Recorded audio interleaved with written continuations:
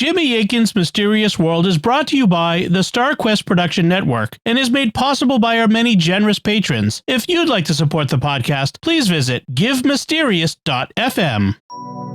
You're listening to episode 430 of Jimmy Akin's Mysterious World, where we look at mysteries from the twin perspectives of faith and reason. In this episode, we're talking about the Ozark Spaceman, Buck Nelson. I'm Dom Bettinelli, and joining me today is Jimmy Akin. Hey, Jimmy. Howdy, Dom. Folks, be sure to stay around for the end of the episode. We'll have your feedback on our recent episode number 419, Zombie Marriage, Holy Roman Emperors, Jesus' DNA, and more weird questions. But first, on a remote ridge in the Missouri Ozarks, 12 miles from town, lived a farmer named Buck Nelson.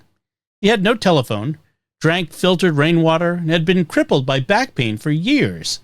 Then, in July 1954, he stepped out his kitchen door, looked up at 3 discs in the sky, and waved a flashlight at them. What followed is a story of a healing ray, a 200-year-old space pilot, and a 385-pound dog that shook hands like a man. Buck took a round trip to Mars, the Moon, and Venus. There were 12 laws of God dictated to him under the stars, and there was a saucer convention held every June on his farm. There were also men in black. So, who was Buck Nelson? What happened on his visits to other planets?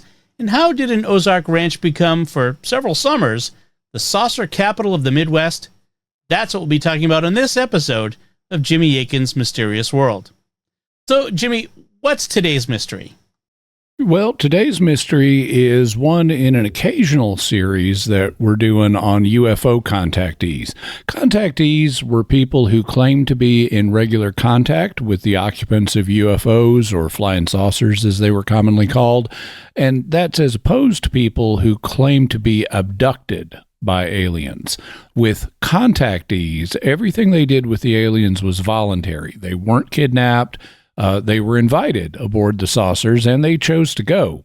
We began this series earlier this year with George Adamski back in episode 411. And Adamski was a Polish-American writer who said that he met a man from Venus. There were many other contactees, though, in the 1950s and 1960s, both men and women. Standard UFO researchers criticized them heavily, but they had their own followings and could be quite popular. Today, we're looking at one of them, Buck Nelson, and there will be a surprise and twist late in our story, so keep your ears peeled for that. Where did today's mystery happen? In Mountain View, Missouri. It's a small town in Howell County in the Ozark Mountains of south-central Missouri. It's about 200 miles or 4 hours by car from where I live in Fayetteville, Arkansas. Mountain View is a very small town. The population was around 1,500 in the 1950s, and the town sits on a wooded plateau with hollows, springs, and limestone caves, like the Ozarks in general. About 12 miles outside of Mountain View was a ranch owned by a farmer named Buck Nelson. The ranch had no phone lines. Buck drank filtered rainwater, and his spring went nearly dry every summer. Buck describes the location this way. This is a beautiful, heavily wooded mountain country, but water is very often a major problem. Many people, including myself, use filtered rainwater. My spring, which is the one where the spacemen got water, goes nearly dry at times. The land is rocky and hard to work, and the wood ticks seem to enjoy blood more than wood. But Buck believes that his ranch was special. He said magnetic currents under the ground crossed at his farm, and he said this was why the space people had chosen to land there, though he himself was kind of an unlikely candidate for contact. One of the things that people here on Earth find so hard to accept is the idea of spacemen coming to such a humble person as myself. And another is why they should come to such an isolated spot as my ranch. That has been their need.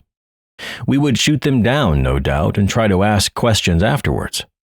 Another reason they come to my place, or rather this part of the country, is that the magnetic currents are just right here. This is a section of the country where there are caves. It might mean something to a scientist. And it's true that there are caves, lots and lots of caves. In fact, the Ozark Plateau has one of the densest cave systems in the United States. This is because of the underlying karst geology. Karst is a kind of landscape that has lots of soluble rock, like limestone, which rainwater can dissolve and cut caves into over millions of years. There are 8,000 to 10,000 or more caves here in the Ozarks, though nobody is sure of the exact number because they haven't all been charted, so the true number will be higher. And Missouri is sometimes called the cave state. Neighbor in Tennessee also has a cave system about the same size as the one in the Ozarks, and Tennessee is sometimes called the underground state. So we've got lots of caves here in the western part of the upper and mid-south. So who was Buck Nelson? He was born near Denver, Colorado on April 9th, 1895, so he wasn't a native of the Ozarks. He moved here later in life. And we're only calling him the Ozark Spaceman because it reminds me of a song by the Bonzo Dog Doodah Band, I'm the Urban Spaceman. Anyway, Buck had a sixth grade education. He spent his life working as a cowboy, a sawmill operator, a railroader, a special policeman, and a farmhand. By 1954, when our story begins, he was 59 years old. At that time, he was a subsistence farmer crippled with chronic lumbago and neuritis, in other words, back and side pain, which he'd had for 15 years. He was on a small disability pension from the Social Security Administration. He had a horse named Trixie, a cat named Crazy, and a little dog named Teddy. Buck sums up his life this way. I was born near Denver, Colorado, April 9th, 1895. I have spent most of my life on a farm and large cattle ranches. I only managed to get a sixth grade education at school. I have worked as a top hand on many central western cattle ranches when very young. I have logged and run a sawmill of my own, making both lumber and railroad ties. I have railroaded, worked as a special policeman, farmed, run an auto park, etc. I have traveled in all of our 48 good old states of the USA. After tiring of it all, I longed for the farm again. I purchased 80 acres in the Ozark Mountains of Missouri, 12½ miles from the nearest town, Mountain View, Missouri. Neighbors who knew him before the saucer story came out called him quiet, conservative, and religious. He was a churchgoer, not a drinker, and not a smoker. His local Mountain View paper would later call him a first-class character, but plenty of locals also thought he was eccentric, apparently long before the Spacemen showed up. So how did his experiences with flying saucers actually begin? They started on a Friday afternoon in late July 1954. Buck is in his three-room house listening to the radio. The radio, in his words, suddenly goes crazy wild.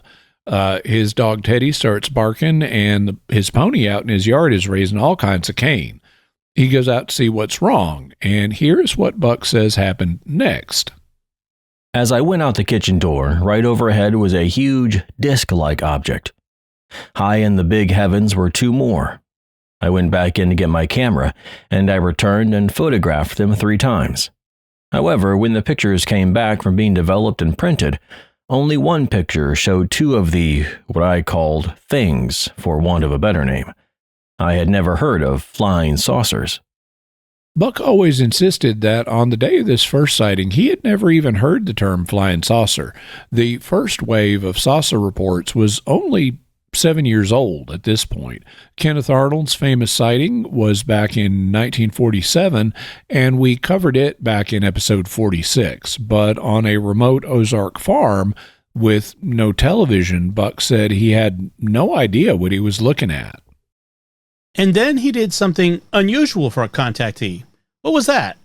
Well, he waved a flashlight at the discs as a signal for them to come down, but they didn't come down. Instead, they fired something at him. He says, I waved the flashlight at these things as a signal for them to come down and land.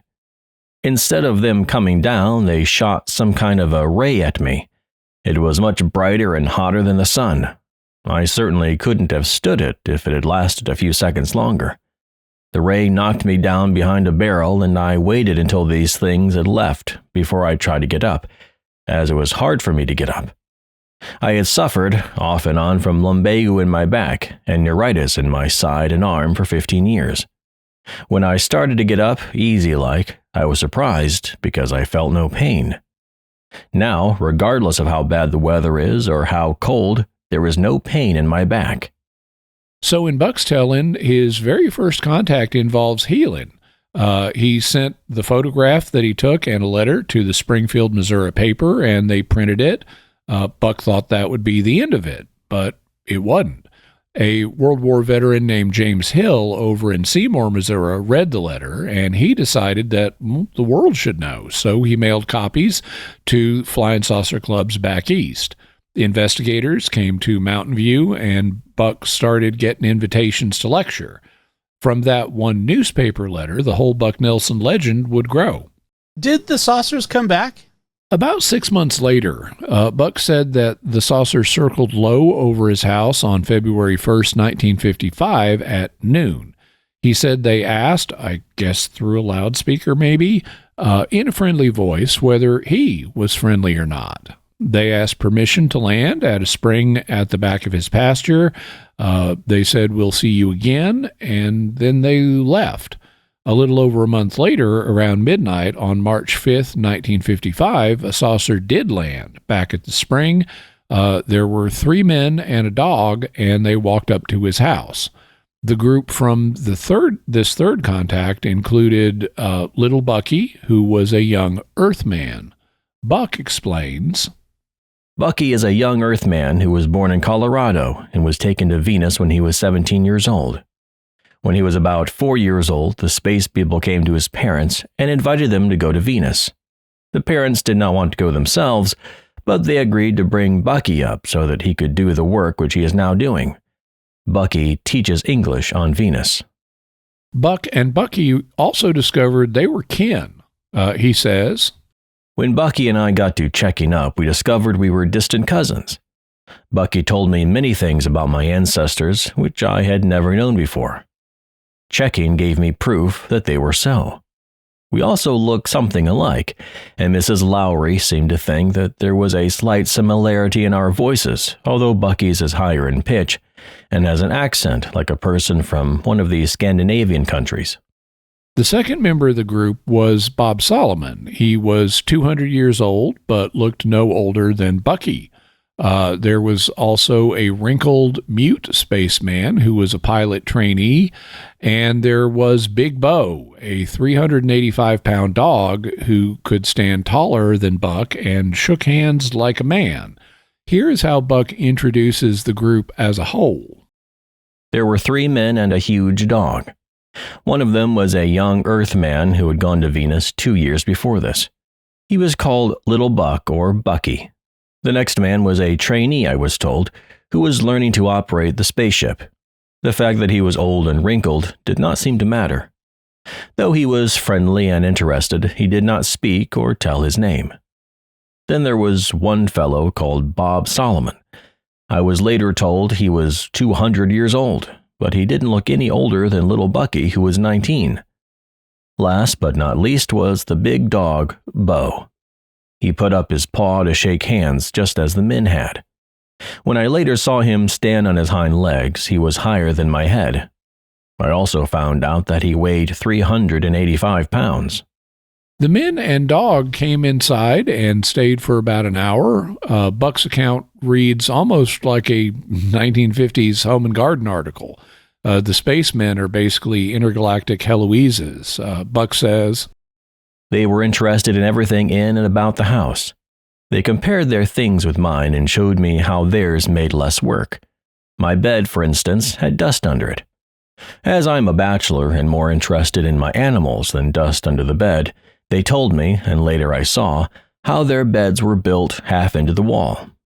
There were no blankets or sheets to wash, nor even bed making to do.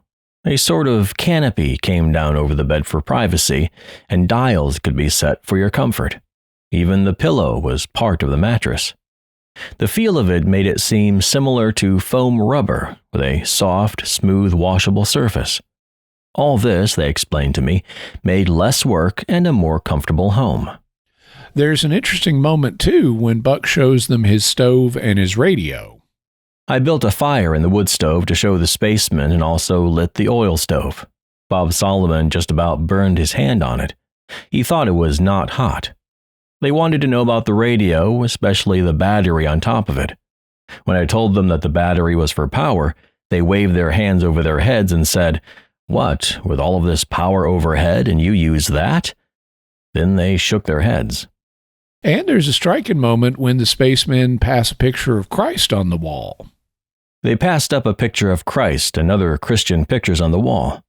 I asked them if they did not mean anything to them, and one remarked, "Yes, we understand, but you people don't." They said we have an entire misconception of it all. So that's a pretty typical message in contactee stories of flying saucer aliens, who commonly claim that they're Christians, but they understand Christianity better than we do. Buck even came to believe that the spacemen had quietly worked on his mind. When the spacemen shot the ray at me and cured my aching back, they did it to help me and also to pay me in part in advance for what they wished me to do for them. When they came into my house to visit me, I think they exerted just a little influence on my mind. Now, I sure wouldn't have had the nerve to ask if I could go to their planet unless they had used this influence I spoke of, because I did ask if I could go. They told me I could go if I would tell the public about it afterwards. This I have done to the best of my ability. On March 22nd, 1955, the saucer came back and circled low but didn't land. It did tell Buck to get ready for his trip to space. It also confirmed something he had wondered about. Earlier, he had found 12 rocks arranged in a circle where the saucers had landed. He asked the spacemen if they had put the stones there, and they said yes, that the circle of 12 stones was a symbol of the 12 laws of God, which Buck learned about during his next contact. On the night of April 24th, 1955, around midnight again, the spacemen came for him. He had been told to put on freshly laundered overalls, and anything in the pockets would get magnetized. He was told to leave milk out for his cat Crazy and to turn his horse Trixie loose to feed on the range. Teddy, his dog, would be coming with him, perhaps because, unlike cats and horses, dogs aren't good at taking care of themselves while their owners are away, and they don't have the patience to space out their food consumption. If you leave food out for them, they just eat it all right at once. Anyway, before they boarded, the spacemen sat him down on a rock outside the ship, and they dictated to him the 12 laws of God. Here are the laws exactly as Buck says they were given to him. 1. Love your Maker, God. 2. Thou shalt not kill, includes accidents and war. 3. Love your neighbor. 4. Let your light shine before men, and all will see your good works, and it will be an honor to you and your Maker, God. 5. Thou shalt not commit adultery. 6. Thou shalt not steal. 7. Thou must do as thou wish to be done by. 8. No other God shall be before thee. 9. Do not take the name of God in vain. 10. Honor your father and mother. 11. Your body is God's. Do not misuse it in any way. Do not drink or eat anything that is not food. Use nothing to harm the body, either inside or out. Wear nothing on the body that harms it or is of no use. 12. God made the heaven and the earth, and we must give him thanks for what he gives us.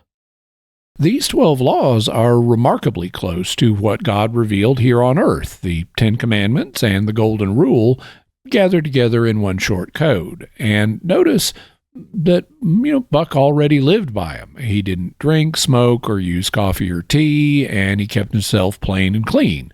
So, perhaps that's part of why the space people chose him, because he already shared their values.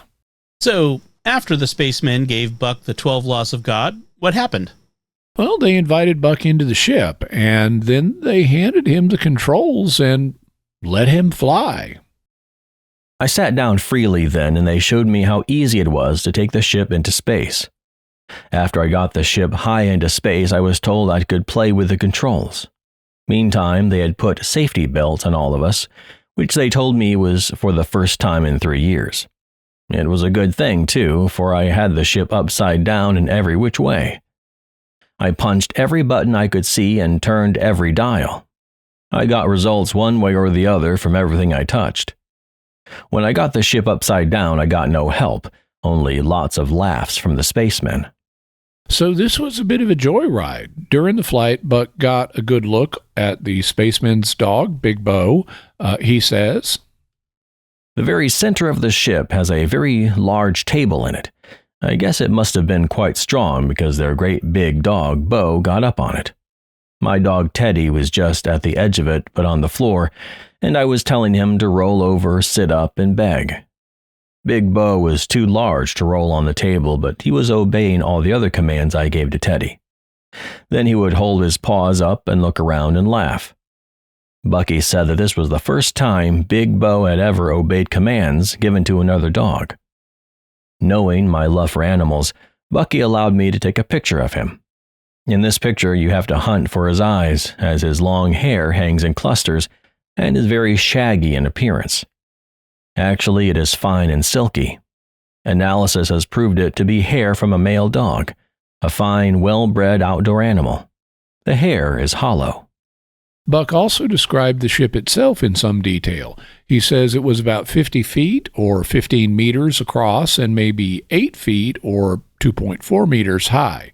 It could take off straight up or go straight down, and it could hover without landing. He says it ran on magnetic power and was almost silent. And where did they go first? Mars.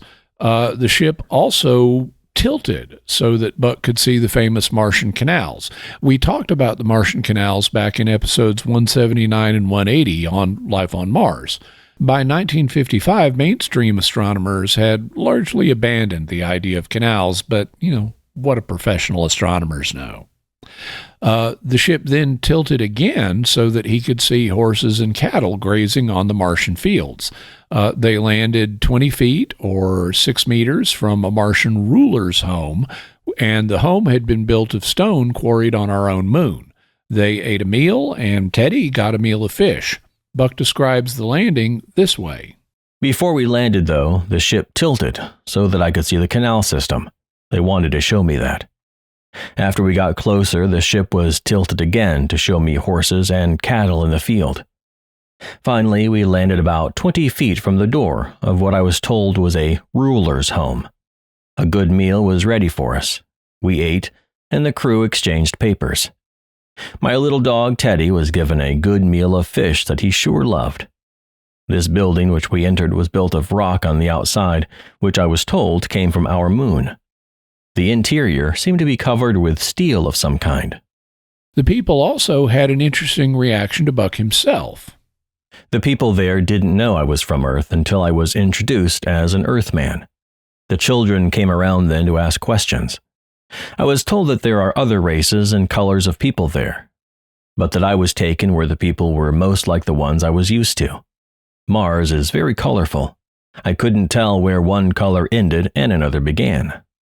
So Buck fit right in with the people on the part of Mars that he was taken to. They didn't even recognize him as an Earthman by his clothes. In fact, the Martian ruler himself wore bib overalls just like Buck. So it turns out that Martian fashions are a lot like Earth fashions. And where did they go after Mars? The moon. They made 2 stops on the moon, one on the near side and one on the far side. The near side ruler lived in a stone house in a crater with telescopes and rock samples. Buck says, These homes were clustered around huge hangars used for a base, I was told, for interplanetary travel. The Earth is the only planet in the solar system which does not travel from one planet to another. So this reveals that there's life on all the planets of the solar system, which confirms what the Space Brothers had revealed to George Damsky. Buck describes the near-side ruler's home this way. Our next stop was on the light side of the moon. Again, we went to the ruler's home and we ate a meal there. This ruler's home was built in a crater. The first room we entered seemed to be right next to the ruler's home. It had a telescope. There were shelves which were both open and glass enclosed, and tables holding rock samples. The quarries on the moon furnish rock for buildings on other very old planets where the surface has disintegrated into soil. There wasn't any vegetation on the light side or earth side of the moon. On the far side of the moon, Buck said that there were rivers and lakes, but on his visit, it was too hazy to see them. I was told that there are rivers and lakes on the dark side, the side away from the Earth of the moon, but I didn't see them when we stopped there because it was very hazy, but I could see the mountains. They were very high. I was allowed to walk outside and look about a little, but Big Bo, the spaceman's dog, went with Teddy and me. Children played with several sized dogs. They rode Big Bo like a pony, and he would play with them too. Buck later reported that he had told Chicago scientists about the bridge between the two craters on the moon. He said it was built by the space people for their hover cars, and he says those scientists later came back and agreed it really did look like a bridge. While in Chicago, scientists and astronomers questioned me. I answered their questions, and I also told them about a bridge on the moon which went from one crater to another. The space folks had built it so they could use their cars which skim along 3 to 5 feet off the ground and not have to use their spaceships. These same men, scientists, came down to my place later and said that after observing the moon again, they thought that this thing could be a bridge. They asked me questions for a long time, and sometimes they would nod to one another and say, "He has been there." They wouldn't tell me what I had answered that helped them draw that conclusion. Then they went to Venus. What was it like? Well, Buck describes arriving on Venus this way. Again, we took off in our spaceship, and sometime later we landed on Venus. On Venus, we again made 2 stops. Each time was at a ruler's home. I saw 3 moons, and it was just about as light as day on Earth, though hazy and cloudy. The homes were also built of rock with steel-like interiors. The ruler at one stop was painting and wore overalls. His overalls didn't have all the buckles and hooks which ours do, and they were made of a different material. So this gentleman also was wearing overalls, and there were cars without wheels hovering about 4 feet or 1.2 meters off the ground. He says, These cars looked a good bit like our new ones, except they had no wheels or fenders. They skim along 3 to 5 feet off the ground and are powered the same as the spaceships. They are not made to go out into space. They are made to be used just as we use a car. Having this type of car eliminates the need for roads. No roads, no police force, no jails, no government buildings, and no wars. It is not hard to understand why their taxes compare to ours, like a nickel compares to $100. Every Venusian home had its own library and a kind of book machine that read words aloud. There was also a 17-hour-a-day clock in every home. Though we only stayed a possible 20 minutes at each stop on Venus, Bucky managed to show me what I called a book machine. When a book was put into it, it would read the page, play any music, or show any picture it contained. It was about the size of a television set. At each of the 2 homes on Venus was a clock showing a face of 17 numerals. They told me there were 17 hours a day and 17 hours a night, and that their hours compared favorably with ours. Venusians worked 1 to 3 hours a day and spent the rest of their time living the 12 laws of God. Now that Buck had visited Mars, the Moon, and Venus, the 3 places he mentioned visiting in his booklet, how did the trip end? After Venus, the ship returned Buck to his farm at midnight on April 27th, 1955. He had been gone for 3 days, 2 nights, and 2 half-nights. He couldn't believe it had been so short a time. Buck's booklet also answers follow-up questions about the space folks. What did he tell people about them?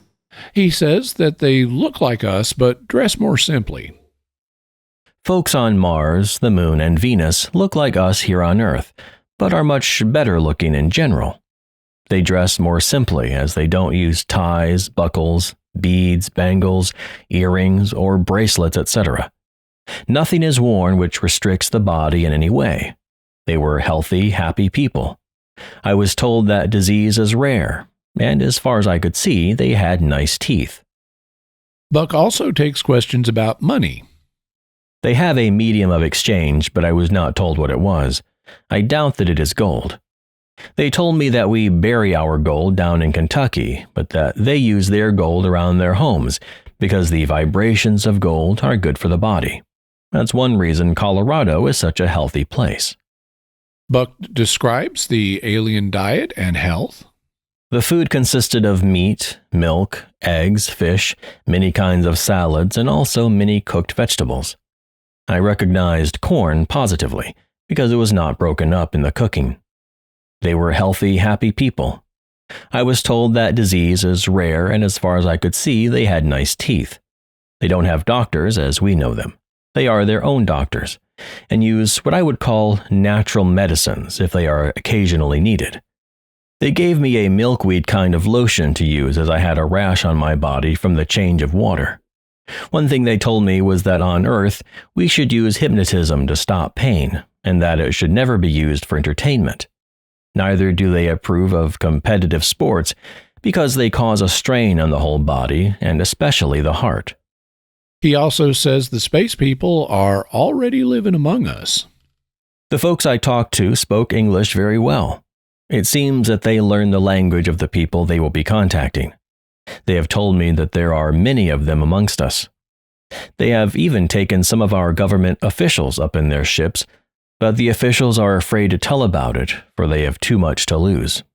I have no family to suffer for what might happen to me. I cannot say that I've been threatened, but I was offered a check for $1,000, or $12,000 today after all the inflation the government has caused, if I would never tell my story again. $1,000 would have meant a lot up here in the mountains, but I don't want any money that is obtained in any such way as that. And Buck gives a careful description of the ship itself. The spaceship itself is something to see. It is about 50 feet across and possibly 8 feet high. These ships can land or take off straight up or down, and can come into our atmosphere at any time, but can leave our atmosphere best at midnight. They can hover without landing also. The ship I was in did not go into a carrier ship or mothership such as I have read about since my trip. It traveled between planets on its own power. It had a raised center section which looked like glass. To change direction and motion, only the center section had to be turned. This is one reason they can dart away so fast. He even brought along a few items. One thing I did to get ready for my trip was to secure some small American flags. I left one on each planet I visited. On each flag I attached a little label with the words, "Flag of the USA from planet Earth, given to Venus by Buck Nelson." The booklet also carries a long backstory section about Atlantis and the pyramids. Buck says that Atlantis was destroyed by the biblical flood, and he says the pyramids were raised by the same magnetic power as the saucers. Concerning the pyramids, Buck says, "While I was on the spaceship, I saw emblems of the pyramids on their towels. I asked why they had used something of ours like that. They told me that they had seen our civilization go down many times. Then on Christmas, Bucky gave me more information on this. He said that some of the people who built the pyramids were taken to Mars and Venus and later died on those planets. The stones of the pyramids were lifted by magnetic power, the same as that used on their spaceships." And concerning Atlantis, he says, Atlantis was a godly nation, largest of the known continents on Earth. They became wise, strong, and learned. But forgetting God, they wanted more power to provide more leisure time pleasure. They had learned of a power even greater than our atomic power. They had great, long, large tunnels under their largest city. In these new experiments, this new power was let loose, and Atlantis was destroyed. It was sunk in the ocean. This was our biblical flood. We discussed the Great Flood in episodes 175 and 176, and we will be talking about Atlantis in an upcoming episode that I've already started doing research for. After this, did Buck have any further contact with the spacemen? Yeah, on Christmas Day, 1955, at about 1:30 in the morning, his cousin Bucky from Venus came back and stayed for about 22 and a half hours. They opened a Christmas card that a Michigan friend named Fanny Lowry had mailed to Buck, and the card had a picture of monkeys vandalizing a yellow car. On the back, Mrs. Lowry had written, "Does anyone monkey around saucers like this?" Bucky thought that was hilarious. He said it was the first gift ever knowingly mailed from an Earthling to a person from another planet. Before he left, Bucky also recorded a Christmas message on Buck's tape recorder. The voice was high-pitched with what Mrs. Lowry called a slight Scandinavian accent. Here's part of what Bucky said. I wish to tell all a Merry Christmas, and especially thank Fanny Lowry for her card. Also, give her the answer to her question. Yes, it has happened to our ships, torn apart for souvenirs. Will tell you why I am here. I have just returned from California, then on to see my folks in Colorado. Now here to see you, Buck, and tell the world on this tape recording that this world must give up atomic weapons and warfare. The next war, if fought, will be on American soil. America will be destroyed. Then civilization all over the world will be destroyed. We are here to see which way this world will use atomic power, for peace or war. We have stood by and seen other planets, one another, destroy itself. Is this world next? We wonder and watch and wait. Again, I say, give up your atomic weapons and may peace be on this earth. And this warning about nuclear weapons is very common in reports from contactees. The Space Brothers are always warning us about their dangers. A couple of friends came over later that day and they saw Bucky. They had no idea who he was, though, and one of them even tried to sell him insurance. He tried to unknowingly sell the Venusian insurance. He did. Buck would later joke that a policy would do Bucky about as much good as a bicycle wheel on a flying saucer. All right, before we continue on with our stories from Buck Nelson, we'd like to take a moment to thank our patrons who make this show possible, including Christopher H., Gwyn M., Joshua F., Patrick D., and Patrick O. Their generous donations at givemysterious.fm make it possible for us to continue Jimmy Akin's Mysterious World and all the shows at StarQuest. More than 90% of our financial support comes from individual donors like you, and you can join them by visiting givemysterious.fm.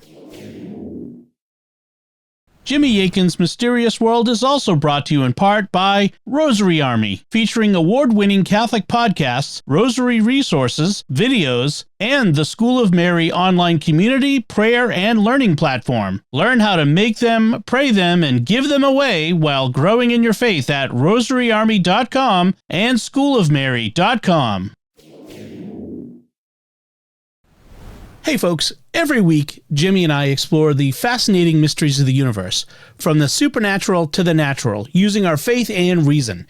And we're grateful for the amazing community that's grown around the show, and for the support we receive from patrons and sponsors. Right now, we have sponsorship spots available for the coming months. If you have a business, ministry, event, or service that you'd like to put in front of a thoughtful, engaged audience, sponsoring Mysterious World is a great way to do it. You'll not only reach tens of thousands of loyal listeners who trust and value quality content, you'll also be supporting the mission of StarQuest, helping us keep producing the shows you love.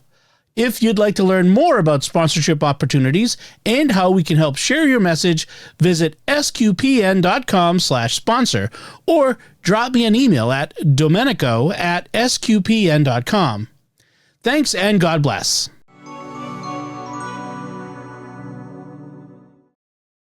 So, Jimmy, what happened after the contacts? Well, Buck started getting invitations to lecture. He spoke in Chicago, where he says he was made to use a fake name.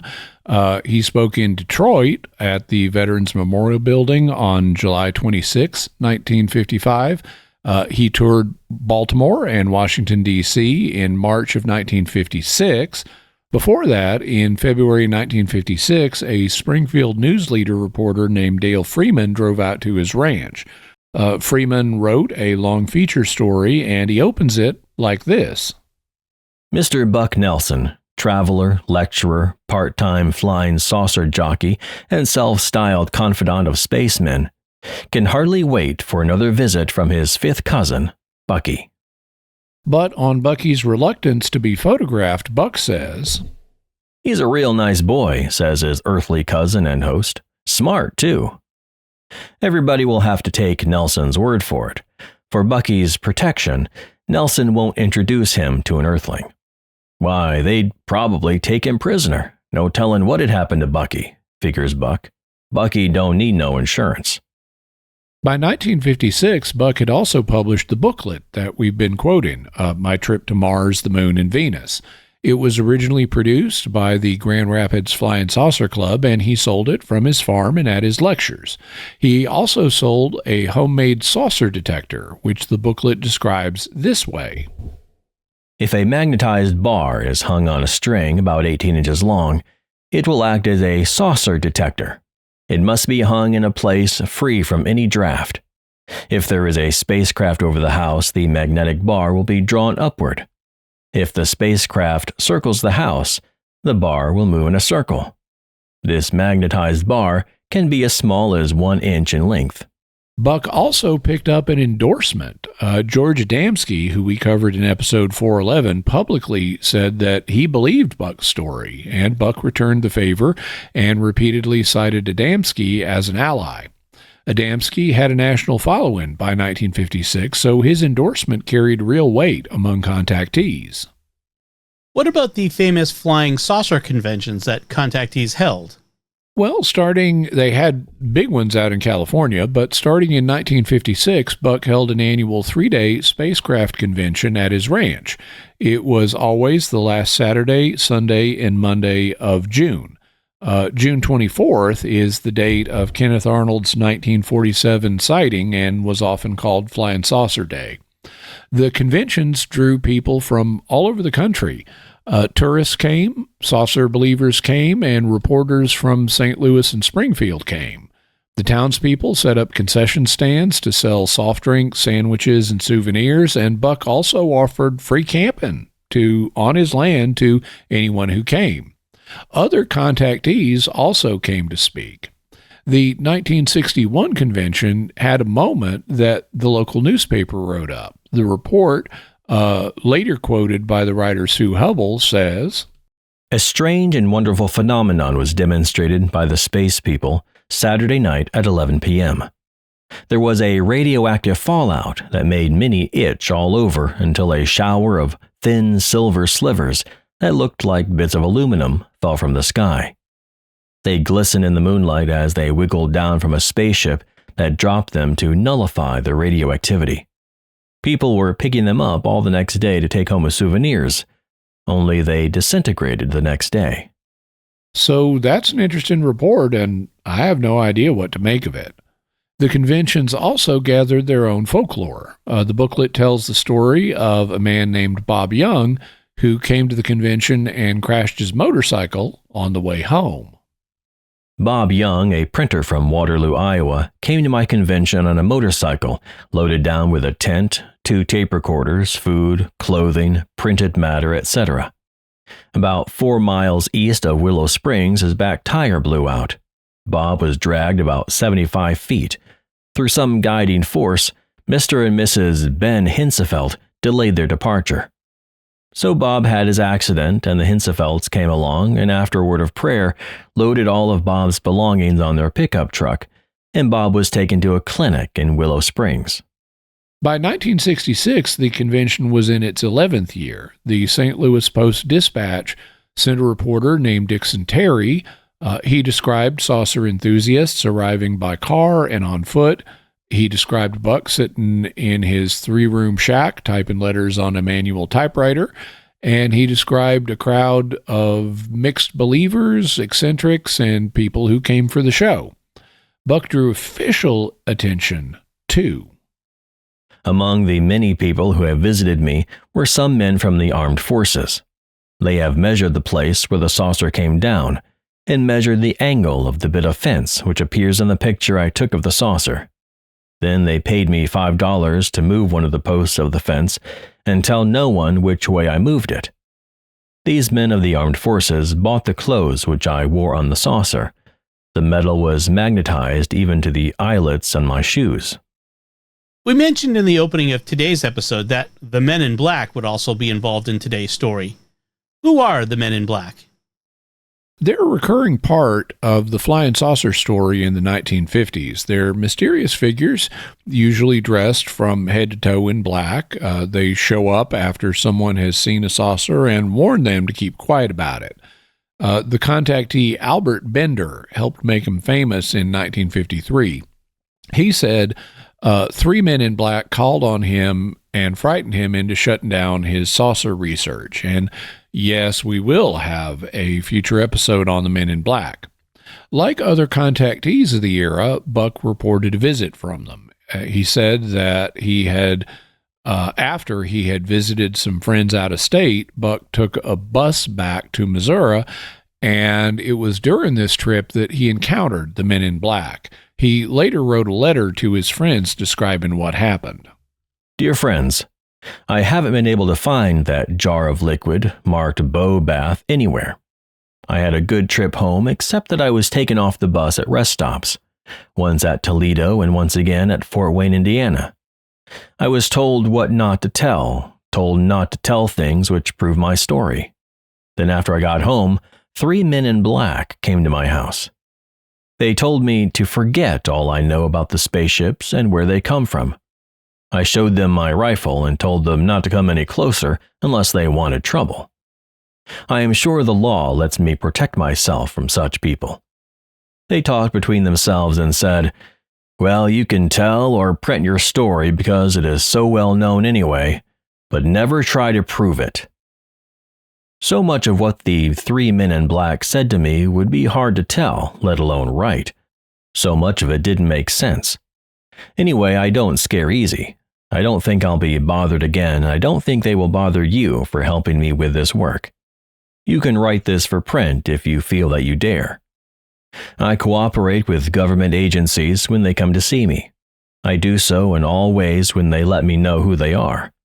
I'm glad I'm an American, and I do my best to cooperate. I don't know who these men were. Your friend, Buck. So the Men in Black didn't scare Buck, though I don't have any word on whether he was able to find the bottle of Bow Bath, which I assume was shampoo for helping clean Bo, the giant space dog.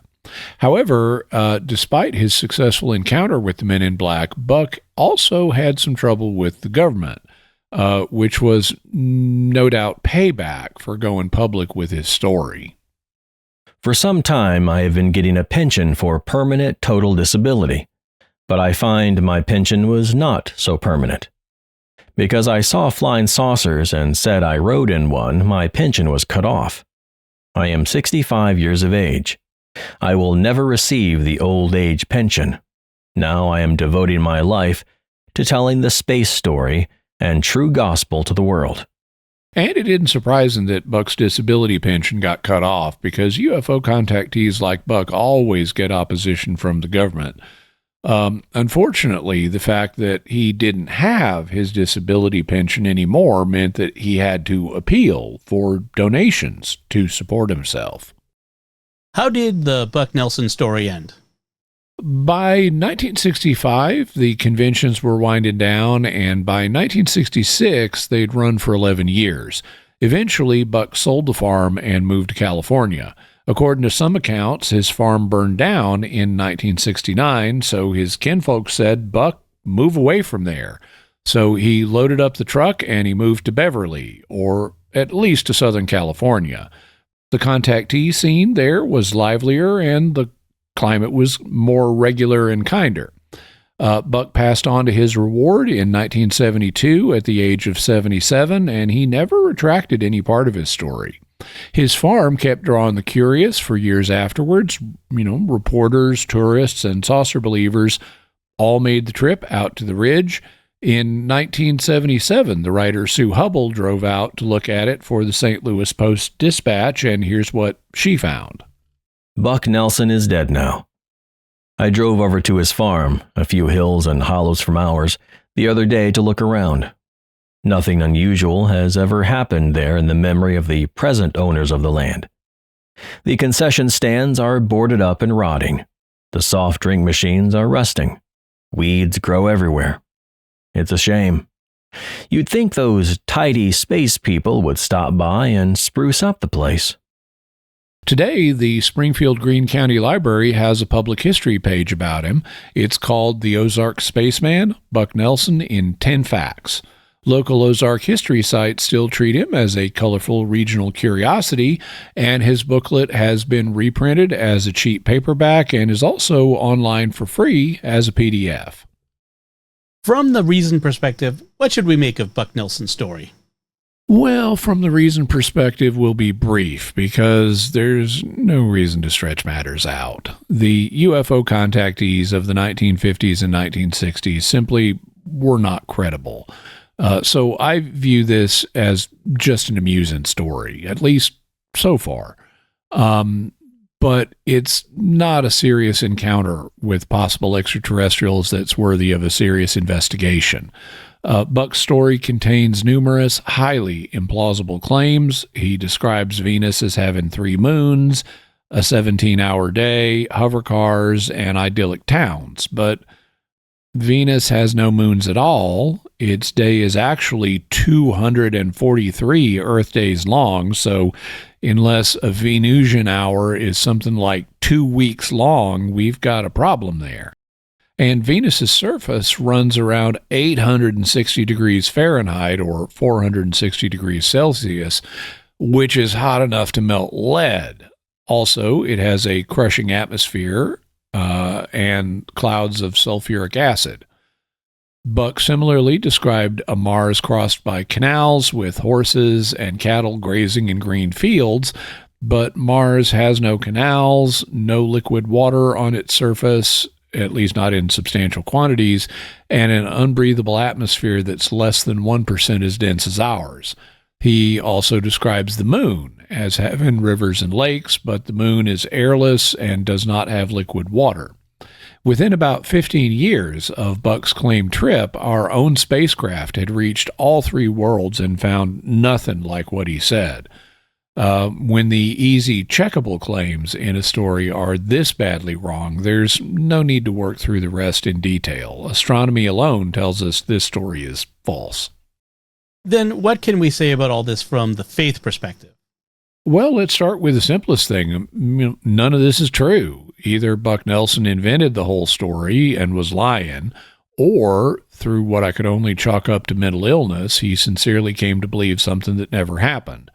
However, my suspicion is on the first, and that this is a case of fraud rather than delusion. Presenting a falsehood to the world is bad, and presenting it to the world as a message from God, as in his 12 laws of God, is an even more serious matter. One of the very laws Bucky's Venusian supposedly lived by was, "Thou shalt not bear false witness." So, lying, bad.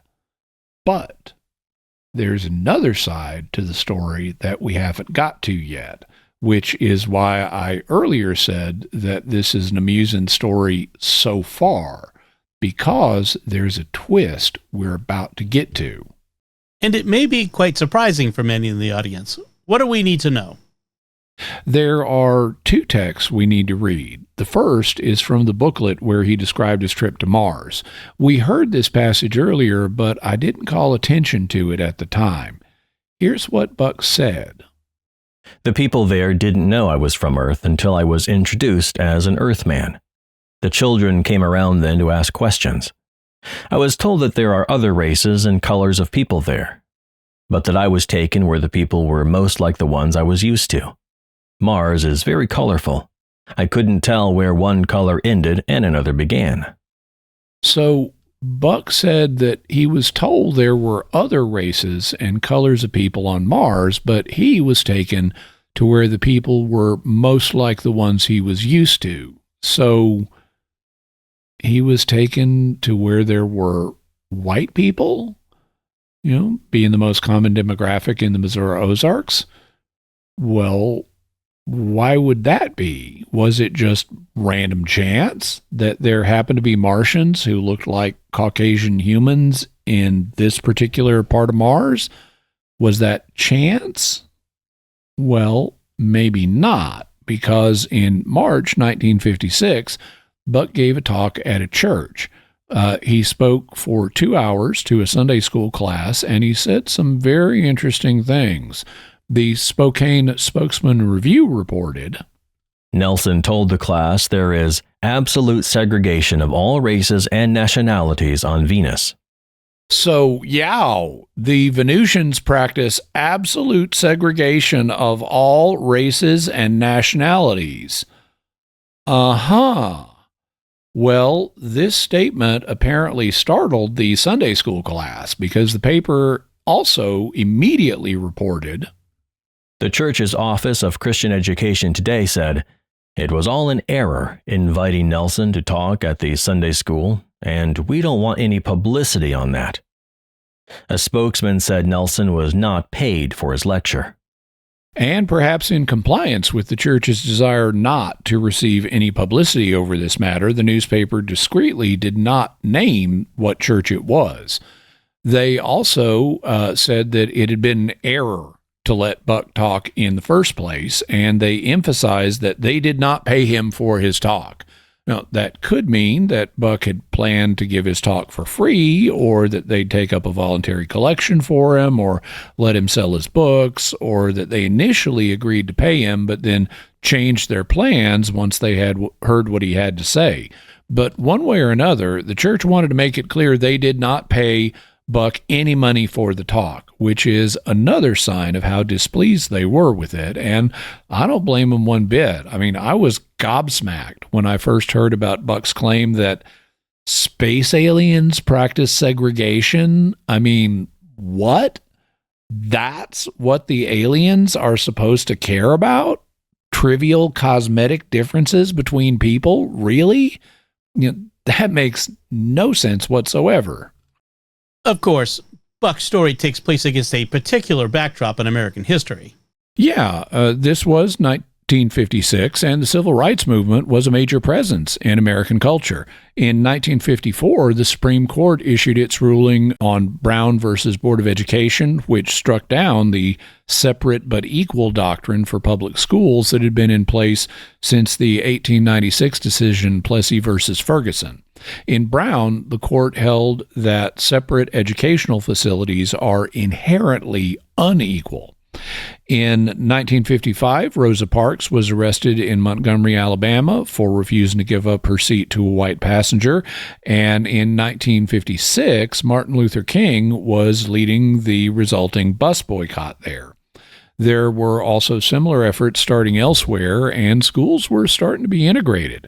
So this was a very important period, and segregation was a major issue of the day.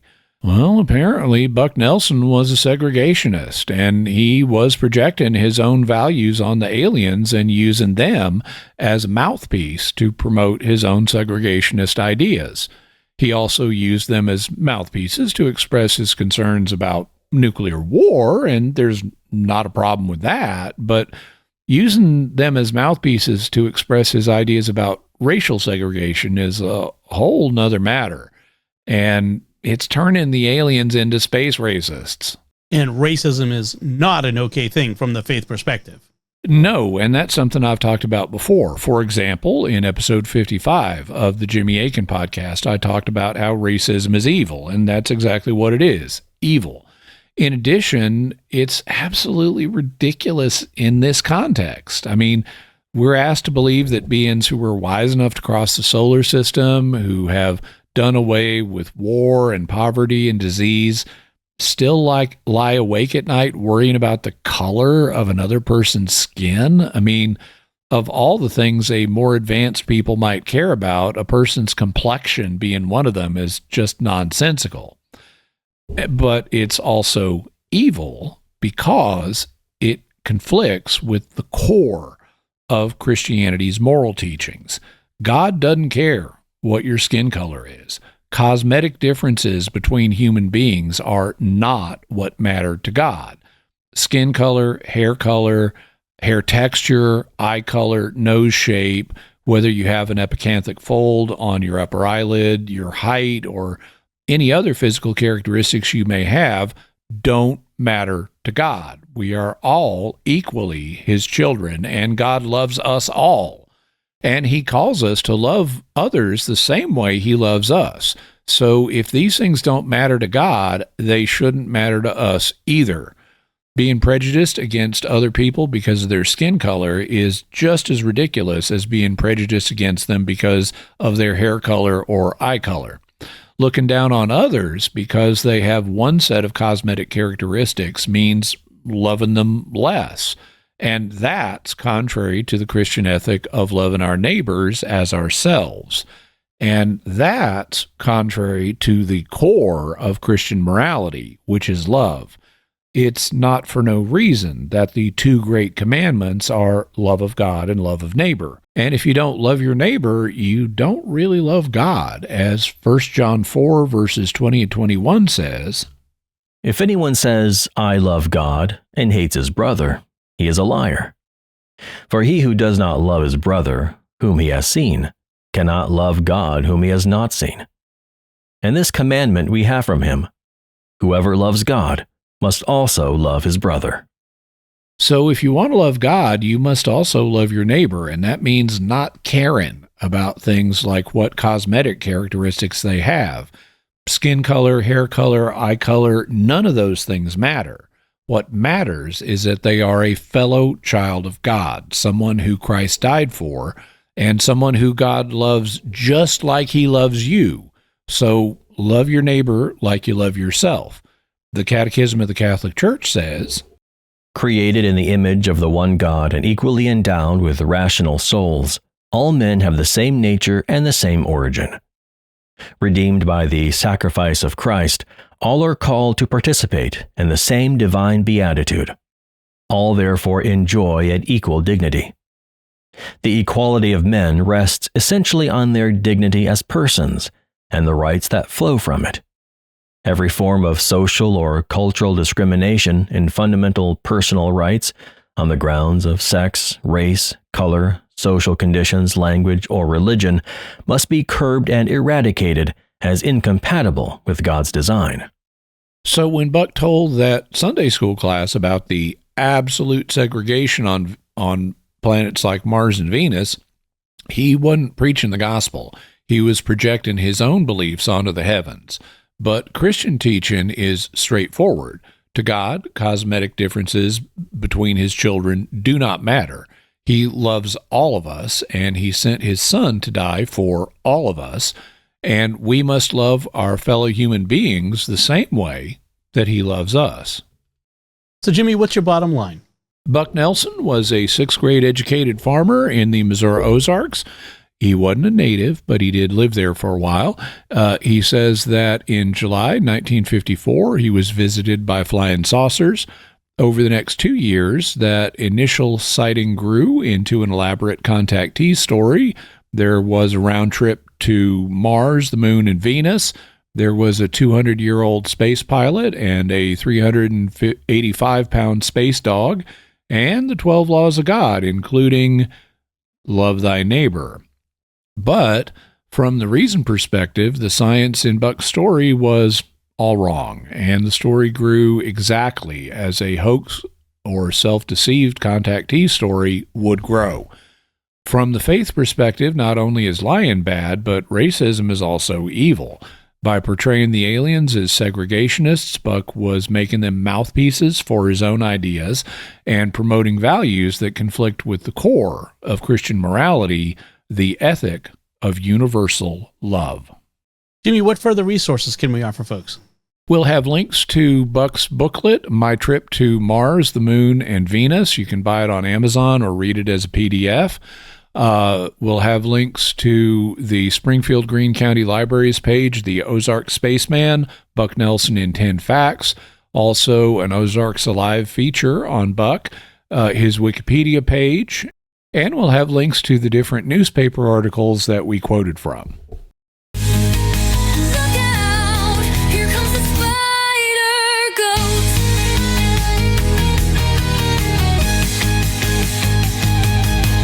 And now we turn to our mysterious feedback brought to us by our feedback coordinator, Rob Leonardi. And this feedback comes from episode 419, Zombie Marriage, Holy Roman Emperors, Jesus' DNA, and more weird questions. Our first bit of feedback comes from Sir Nother, one Rob of Gondor on Discord. I'm a little disappointed in Jimmy with this new episode. He says there's no practical limit for blessing bodies of water, and potentially a priest could bless the entire Pacific Ocean. We already have a precedent dating back decades that give us a decent limit. After all, someone had to bless the rains down in Africa. Yeah, well, you make a good point. Now, what I said, just for people who haven't heard that episode, is there's not an in-principle limit, but a priest who's blessing water needs to do so within the parameters of the intent set by the church. And the church doesn't typically, you can argue the church doesn't envision a priest as being able to bless an entire ocean. However, other people can bless things. I mean, I'm not a priest, and I bless the rains down in Africa. Scotty Dog 07 writes on Spotify, I don't think Jimmy gave the philosophy question a fair shake. I think he should have considered whether or not eating from the fruit of knowledge of good and evil would mean we wouldn't know good versus evil, and how that would affect philosophy. Yeah, so this is an interesting question. I mean, you have to, it depends, the answer is going to depend on the presumptions you make about Adam and Eve's pre-fall state. Now, this text in Genesis is heavily symbolic, and I don't think we should assume that the text can be understood to give us actual detailed information about Adam and Eve's pre-fall state. Now, I think that if you read the text the way it should be read, that it envisions Adam and Eve as having this childlike experience where they're not yet mature in their thinking. They don't yet know good and evil in the sense of they don't have a knowledge, good and evil being a merism for everything. Everything's either good or evil. So they don't have a broad knowledge base yet. Then they get a broad knowledge base. And so on that reading, you could expect philosophy would be an outgrowth of the post-fall condition because we just didn't have the knowledge to do philosophy before the fall. However, there's also another reading of the fall that assumes the opposite, that instead Adam and Eve had preternatural knowledge before the fall, and we actually lost information when the fall occurred. And so if that interpretation were correct, then absolutely philosophy could have been done if the fall had not happened. And depending on exactly what fell, that would affect the shape of philosophy either way. So I think that that what you assume about the pre-fall state will dictate the answer that you draw to this question, but I don't think the text actually can be relied upon to tell us about the pre-fall state. What it's interested in is communicating the fact that the human race fell. It's not interested in telling, and that things were good before that, but the text is not interested in telling us the details. All right, and now Aaron Jedi Knight writes this comment on YouTube. I think the question referred to whether the authority used by Pope Leo III to crown Charlemagne is intrinsic to the papacy, and theoretically Pope Leo XIV could do as his predecessor did, and by his own authority re-establish the Roman Empire. It would, in my opinion, be possible. To say otherwise would be to side with Barbarossa, Philip IV, and Dante, and against Pope Boniface, who died a martyr and should be canonized. But also, I understand that, as an act of prudence, the popes have not tried to crown a new emperor after the fall of the Austro-Hungarian Empire, who were the last legitimate heirs to the Holy Roman Empire. Still, hypothetically, yes, the pope still has the authority. Well, that's a possible opinion. I don't know that it's church teaching, and I would have to do some further research into some historical documents that I haven't done in order to run that down. But it, in essence, the answer that you're proposing is dependent on a particular view of the relationship between the two swords, the temporal sword and the spiritual sword. At least that's the language that would have been used historically. And whether the temporal sword has intrinsic authority over, whether the spiritual sword has intrinsic authority over the temporal sword is something that people will have different views on. And then finally, Teresa Holton, 6289, writes on YouTube, I think, what about Mary in the question about Jesus' DNA may have been meant as, is Jesus genetically identical to Mary except for the Y chromosome? Well, possibly, and that's something I've talked about before, as well as, well, where did Jesus get his Y chromosome, since it didn't come from Mary in any, certainly not in any direct way, because Mary wouldn't have had a Y chromosome. But I perceived a little more than that to the question, so I tried to answer it in a fuller way rather than just giving the simpler answer and not correctly identified what the person was actually asking. I wanted to give them more rather than less. All right. Thank you, everyone. And now it's time to hear from you. What are your theories about what really happened to the Ozark Spaceman, Buck Nelson? You can let us know by visiting sqpn.com or the Jimmy Akin's Mysterious World Facebook page, sending us an email to feedback@mysterious.fm, sending a tweet to @mys_world, visiting the StarQuest Discord community at sqpn.com/discord, or calling our mysterious feedback line at 619-738-4515. That's 619-738-4515. And special thanks to Oasis Studio 7 for the video and animation work in this episode. Do stop by my YouTube page, youtube.com/Jimmy Akin, where I have not only Mysterious World videos, but bunches of other videos for you. And while you're there, please help me get to 200,000 subscribers. That's the goal I'm working on right now. And you can be of assistance, because it turns out if you like, comment, and subscribe and hype the video and share it with others, it really will generate more activity, and YouTube will show the videos I make to more people. A lot of people have said they're amazed at how few views my videos get compared to other people, given the quality of the videos I make. So you can help me get the message out to more people, which is, the point of making the videos in the first place, trying to reach people with the truth, by doing the YouTube things. And in particular, if you're not subscribed yet, and only a minority of people who watch these videos actually are subscribed, so definitely subscribe. And when you subscribe, hang the bell notification from the ceiling on an 18-inch string, the way that Buck rigged his homemade flying saucer detector, and refuse to trust the bell notification until it swings full circle every time I post a new video. And I'd like to thank Craig Hart for his voiceover work in today's episode. So, Jimmy, what's our next episode going to be about? Next week, we're going to be looking at auras and aura perception. Auras are supposed to be energy fields that surround the human body, and some people claim to perceive them and be able to diagnose various things about you, including what mood you're in. So next week is all about auras.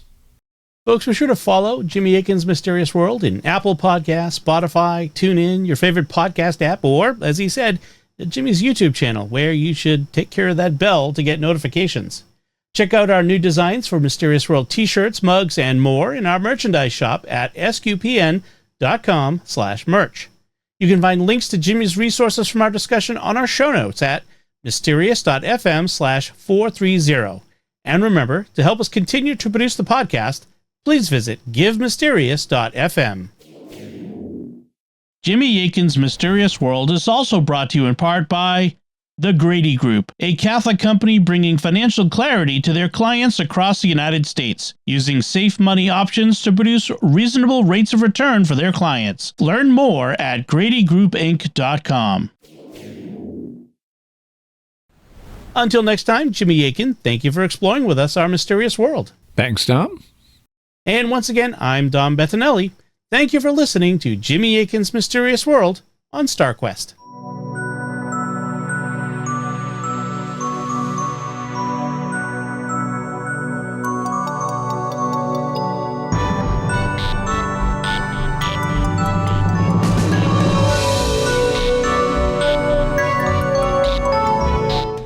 So, Jimmy, the credits have already rolled. Why are we suddenly back? Because in researching today's story, I looked at a bunch of old newspaper articles, and I like to give people a sense of what old newspapers were like, back when newspapers were a thing. That's why at the end of some episodes, like today's, we read old advertisements or other small things like that from these old newspapers. And this time I saw an interesting item announcing what school lunches would be served in Springfield, Missouri in the coming week. And I thought it would be interesting to show folks what they were serving in the school lunches back then, and so they could compare it to what's being served in school lunches now. One thing to notice is that there was only one option each day of the week for the school lunch. The kids would all be served the same thing, not the multiple different menu options that kids today get. So here we go. Sunday, February 26, 1956, Springfield News and Leader. School menus. Monday, macaroni and cheese, meat sticks, green salad, whole wheat bread with butter sandwich, ice cream and cookie. Tuesday, schoolboy sandwich, whatever that is, potato salad, celery and carrot sticks, brownie, half-pint milk. Wednesday, roast pork with gravy, mashed potatoes, fried apples, bread and butter sandwich, half-pint milk. Thursday, meat and vegetable casserole, peas, bread and butter sandwich, peanut butter cookie, half-pint milk.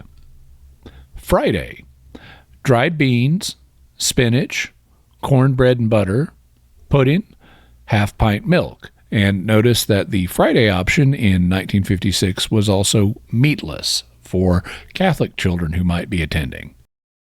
I'm the Spaceman, baby.